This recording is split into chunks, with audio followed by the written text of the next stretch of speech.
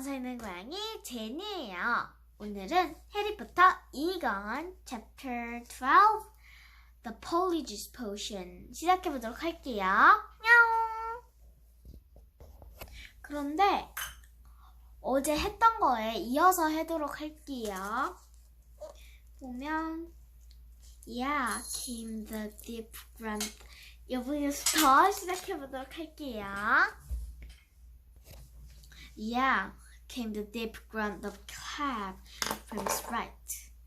Harry unlocked his door and stepped in front of the cracked mirror.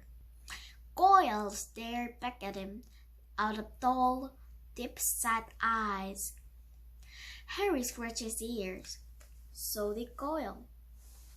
Ron's door opened.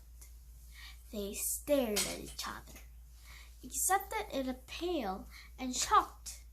Ron was indistinguishable from Crabbe, from the pudding basement haircut to the long corridor arms. This is unbelievable, said Ron, approaching the mirror and prodding Crabbe's flat nose. Unbelievable! We'd better get going, said Harry, loosening the watch nose cannon into the Goyle's thick wrist. We're still gonna find out where the Slytherin common room is. I only have because someone to follow. Ron, gazing at Harry, said, You don't know how bizarre it is to see Goyle thinking. He banged on Hermione's door. Come on, we need to go. A high-pitched voice answered him. I don't think I can go to commons after all. You go on without me. Hermione, we know what matters burns through actually. No one is going to win you. No, will that? I don't think I'll come. You two hurry up. You're wasting time. Harry looked at Ron, bewildered. That looks more like Goyle, said Ron. That's how he looks every time a teacher asks him a question. Hermione, are you okay? Said Harry through the door. Fine, I'm fine. Go on. Harry looked at his watch. 5 of the precious 60 minutes, and already passed. We'll make you back here, all right? He said. Harry and Ron opened the door of the bathroom carefully, checked at the coast with the leer, and set off. Don't swing your arms like that, Harry muttered to Ron. Crabbe holds them through the stiff. How's this? Yeah, that's better. They went down the marble staircase. They only need to know was Crabbe so they could follow the Slytherin common room. There's no way around. Any ideas? Muttered Harry. A Slytherins always come up to breakfast from over there, said Ron, nodding at the entrance to the dungeons. The words had barely left his mouth when a girl with long curly hair emerged from the entrance. Excuse me, said Ron, hurrying up to her. We've forgotten the way to our common room. I beg your pardon, said the girl stiffly. Our common room. I'm an urban call. She walked away, looking suspiciously back at them. Harry and Ron hurried down the stone steps into the darkness, their footsteps echoing particularly loudly as Crabbe and Goyle's huge feet hit the floor, feeling that this wasn't as easy as they hoped. The labyrinthine passages would be deserted. They walked deeper and deeper under the school, constantly checking their watches to see how much time they had left. After a quarter of an hour, just when they were getting desperate, they had a sudden moment to hear it. Ah, said Ron excitedly, there's one of them now.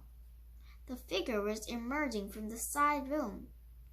As they hurried nearer, however, their hearts sank. It wasn't a Slytherin. It was Percy. What are you down there? Ron in surprise. Percy looked affronted.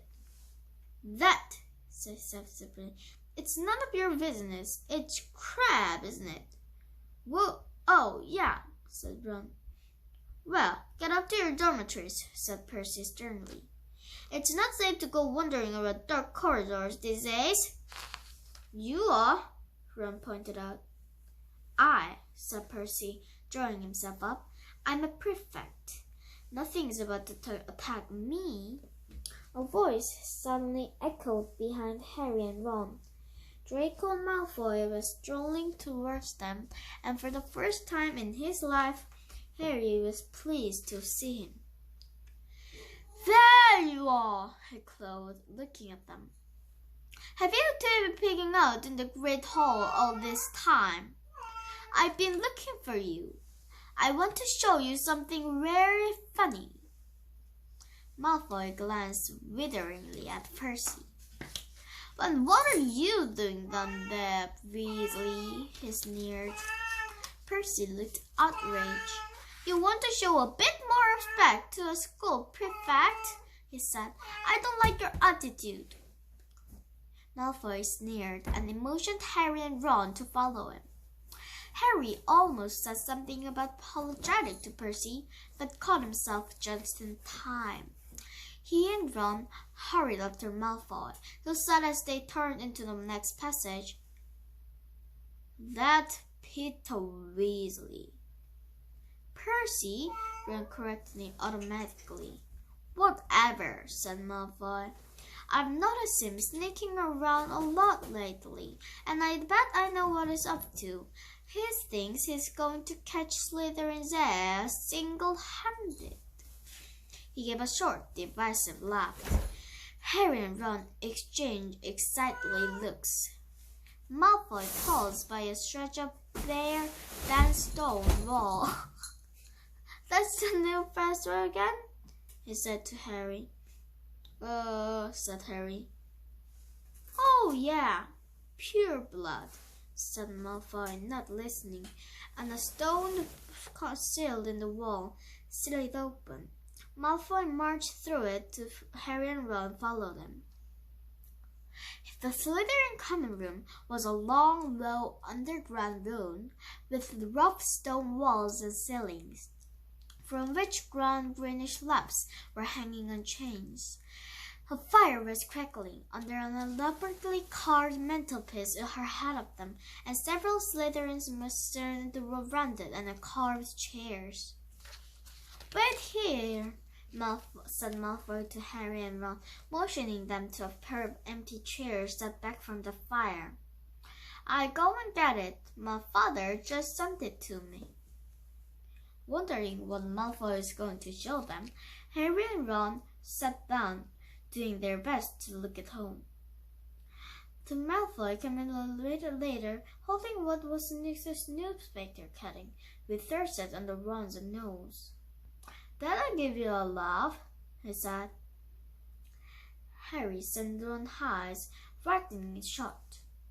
They read the clipping quickly, gave a very first laugh, and handed it to Harry. It had been clipped out of Daily Prophet, and he said inquiringly at the Ministry of Magic. Arthur Weasley, head of the Misuse of Magical Artifacts Office, was today fined 50 galleons for the bewitching a Muggle car. Mr. Lucius Malfoy, a governor of Hogwarts School of Witchcraft and Wizardry, where the enchanted car crashed early in this year, called today for Mr. Weasley's matriculation. Weasley has brought the ministry into depressed. Mr. Malfoy told Harry Potter he is clearly unfit to draw over laws, and his ridiculous Muggle Protection Act should be scrapped immediately.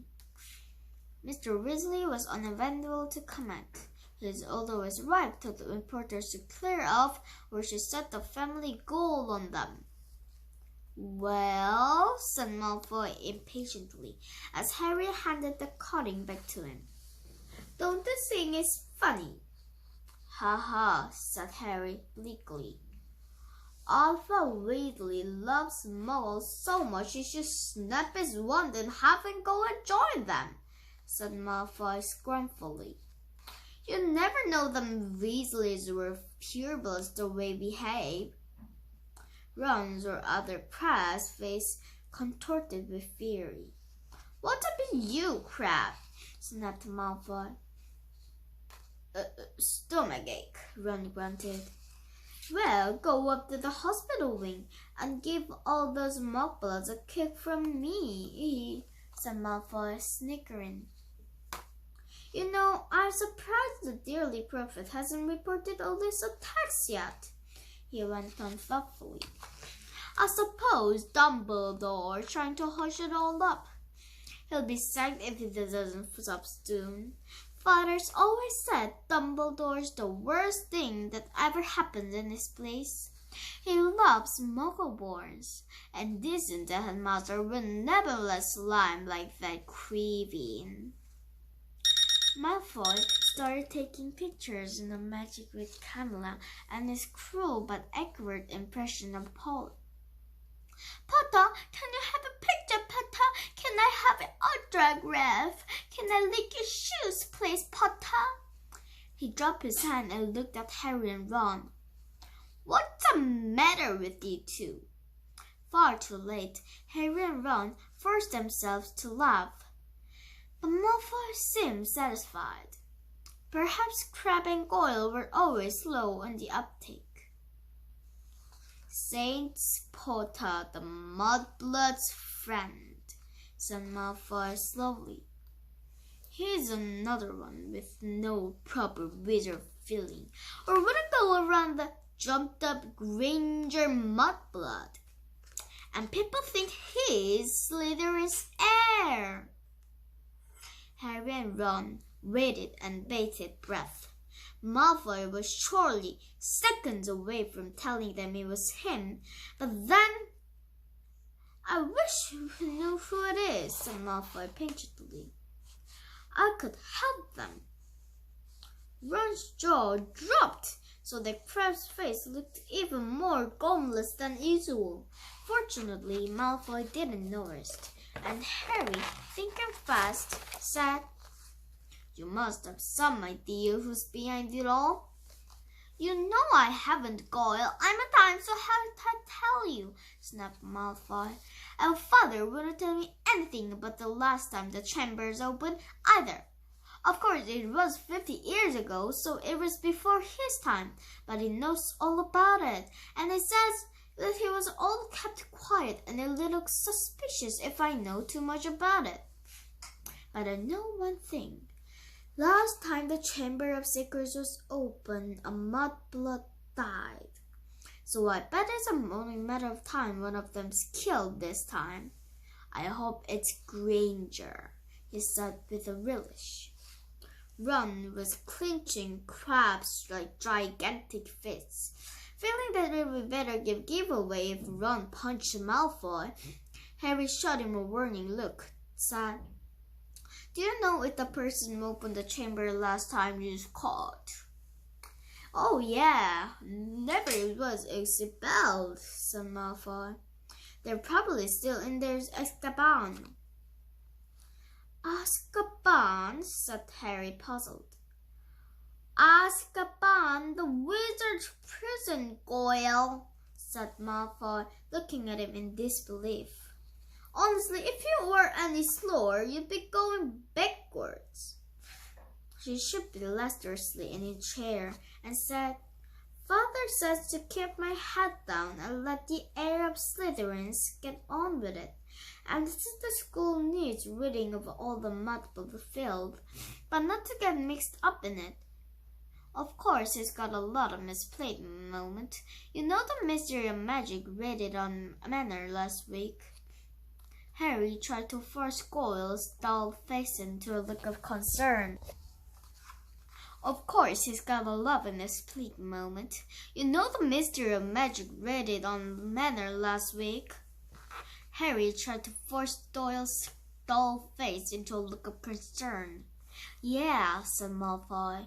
Luckily that didn't find much. Father's got some very valuable dark art stuff, but luckily we got our own secret chamber under the growing room floor. Ho, said Ron. Malfoy looked at him. So did Harry. Ron blushed. Even his hair was turning red. His nose was also slowly lengthening. Their eye was up. Ron was turning back into himself, and from the look of horror he was suddenly giving Harry, he must be too. They both jumped to their feet. "Next time for my stomach," Sid grunted. Without further ado, he sprinted down the ladder to the Slytherin common room, hauled himself against the stone wall, and dashed up the passage, hooping against hoop that Malfoy hadn't noticed anything. Harry could feel his feet slipping around in Goyle's huge shoes, and had to hoist up his robes as he shrank. They crashed the roof the steps into the dark entrance hall, which was full of a muffle of the pounding coming from the cupboard where they locked Crabbe and Goyle. Leaving their shoes outside the cupboard door, they sprinted in their socks up the marble staircase towards Moaning Myrtle's bathroom. "Well, it wasn't a complete mess that time," Ron panted, closing the bathroom door behind them. "I know we still haven't found out who's doing the attacks, but I'm going to write to Dad tomorrow and tell him to check under the Malfoy's rolling road." Harry checked his face on the cracked mirror. He was back to normal. He put his glasses on as Glenn and hammered on the door of Hermione's cubicle. "Hermione, come out, we've got lots to tell you." "Go away!" Hermione squeaked. Harry and Ron looked at each other. "What's the matter?" said Ron. "You must be back to normal by now." "We are." But Moaning Myrtle glided suddenly through the cubicle door. Harry had never seen her looking so happy. "Oh, wait till you see," she said. "It's awful." They heard the lock slide back, and Hermione emerged, sobbing, her robes pulled up over her head. "What's up?" said Ron uncertainly. "Have you still got Minister's nose or something?" Hermione let her robes fall, and Ron backed into their sink. Her face was covered in black fur. Her eyes had come yellow, and there were long, pointed ears poking through her hair. "It was a cat hair," he howled. "Millicent Bulstrode must have a cat, and the potion isn't supposed to use for animal transformations." "Uh-oh," said Ron. "You'll be teased something dreadful," said Myrtle happily. "It's okay, Hermione," said Harry quickly. "We'll take you up to the hospital wing. Madame Pomfrey never asked too many questions." It took a long time to persuade Hermione to leave the bathroom. Moaning Myrtle sped them on their way with a hotting with fall. "Well, till everyone finds out you've got the tail." 재밌게 들으셨다면 구독과 좋아요 꾹꾹 눌러주시고 다음 영상에서 만나요. 안녕!